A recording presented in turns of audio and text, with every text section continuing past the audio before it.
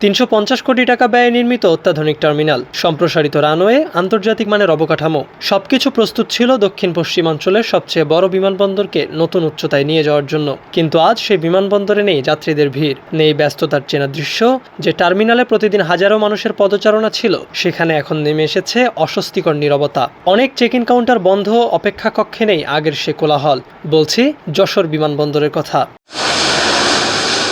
একসময় দিনে 14 থেকে 18টি ফ্লাইট পরিচালিত হতো এই রুটে, অথচ এখন সপ্তাহে চলছে মাত্র 2টি ফ্লাইট। প্রশ্ন হচ্ছে, কোটি কোটি টাকা খরচ করে আধুনিক করা এই বিমানবন্দর অচল হয়ে যাচ্ছে কেন? মাত্র কয়েক বছরের ব্যবধানে দেশের অন্যতম লাভজনক রুটটি ভয়াবহ লোকসানে ডুবে গেল। তাহলে কি ঢাকার সঙ্গে যশোরের আকাশপথের যোগাযোগ হারিয়ে যাচ্ছে?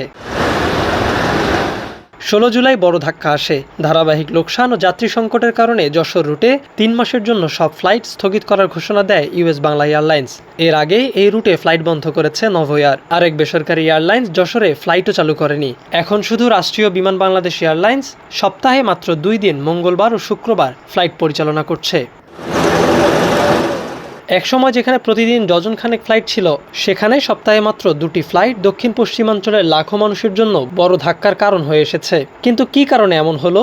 বিশ্লেষকদের মতে সবচেয়ে বড় পরিবর্তন এসেছে পদ্মা সেতু চালুর পর। ঢাকা যশোর সড়কপথের সময় অনেক কমে গেছে। এর সঙ্গে যুক্ত হয়েছে মাত্র 4 ঘন্টায় রাজধানীতে পৌঁছে দেওয়া আধুনিক ট্রেন। এর সঙ্গে যুক্ত হয়েছে আরেকটি বড় সমস্যা, বিমান ভাড়া। বর্তমানে ঢাকা যশোর রুটে একমুখী টিকিটের সর্বনিম্ন দাম প্রায় 5,800 টাকা, অথচ উন্নত মানের এসি বাসে 1,500 থেকে 2,000 টাকাতেই যাওয়া সম্ভব। মাত্র 45 মিনিটের ফ্লাইটের জন্য প্রায় 6,000 টাকা ব্যয় করতে আগ্রহ হারিয়েছেন সাধারণ যাত্রীরা। এ কারণে অর্ধেকের বেশি আসন ফাঁকা রেখে প্রতিদিন ফ্লাইট চালানো কোনো বেসরকারি এয়ারলাইন্সের পক্ষেই আর সম্ভব হচ্ছিল না। বিশেষজ্ঞরা বলছেন, শুধু ঢাকা যশোর রুটের ওপর নির্ভর করলে এই বিমানবন্দরকে টিকিয়ে রাখা কঠিন। যশোর অঞ্চল দেশের অন্যতম বড় ফুল, সবজি ও চিংড়ি উৎপাদন এলাকা। তাই এটিকে একটি পূর্ণাঙ্গ কার্গো হাব হিসেবে গড়ে তুলতে পারলে এখান থেকেই সরাসরি মধ্যপ্রাচ্য ও ইউরোপে পণ্য রপ্তানি করা সম্ভব।